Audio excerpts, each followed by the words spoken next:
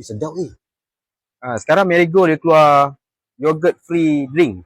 Yang ini dia punya yogurt drink ni dia ada buah-buahan. Nampak ni, ada buah delima, buah peach, carrot, celery, salad.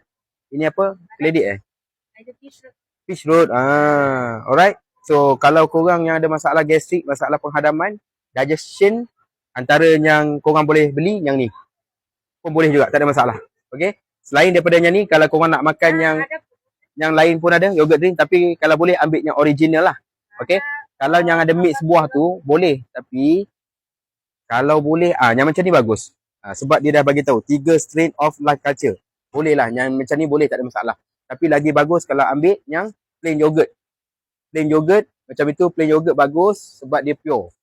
Okay, dia pure, dia tidak ada campuran. So kalau ada campuran juga pun bagus juga, kalau kata dia boleh kenyangkan perut kau tu sikit. Alright, minum ni bagus.